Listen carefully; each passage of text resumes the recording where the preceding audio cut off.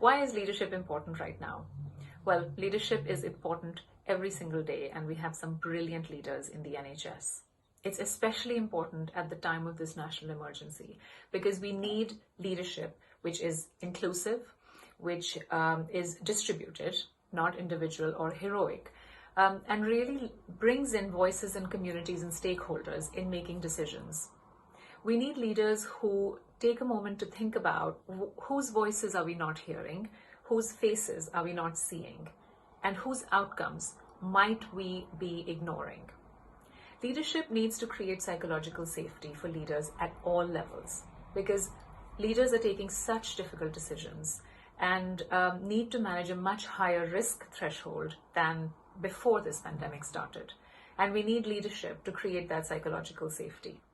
Where should leaders be putting their focus right now? Well, there's so much, and a lot of decisions need to be taken in the heat of the moment.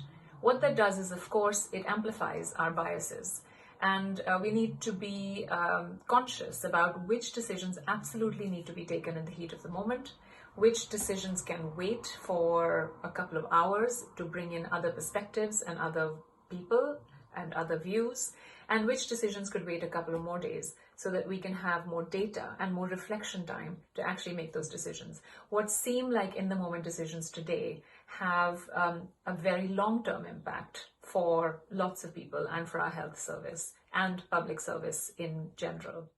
There will be a world beyond the pandemic, and we need leaders who are looking at that horizon as well as looking at today. Sometimes these are two different sets of leaders, and that's fine.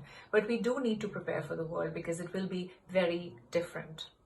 The pandemic risks widening some of the health inequalities that the NHS and the health and social care sector has been working hard to address. And we must be conscious of focusing on those health inequalities and ensuring that they don't become wider, and seeing how we can use this moment to actually address that inequality.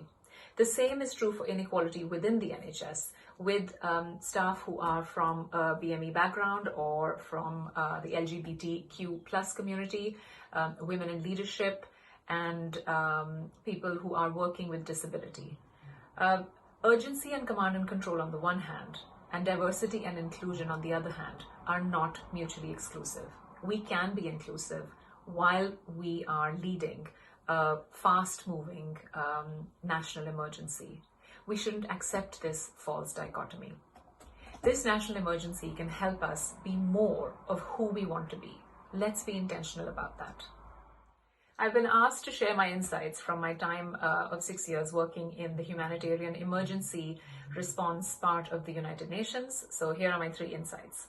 One, that as a culture, we will have to work hard to be a learning and improvement culture and not a blame or fear culture. Leaders will be taking very difficult decisions, and we need to support them as they do take those decisions. Those decisions and our response to them will demonstrate what values we actually have as the NHS, as the public sector, as a society, and as a nation.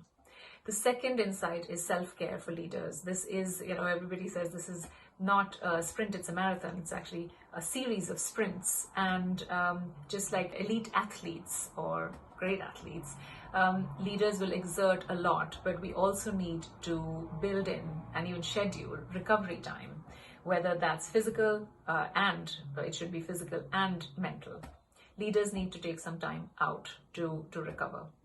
The third insight from my time at the UN is about team resilience, because resilience does reside in teams. We need a plan for our team, and we need to adapt that plan as this emergency progresses. We need to keep a lookout for each member of our team, those who are working remotely, those who are at the front line, those who are putting in lots and lots of shifts, porters, nurses, doctors, lab scientists, everybody. We need to look out for the health and well-being of everyone.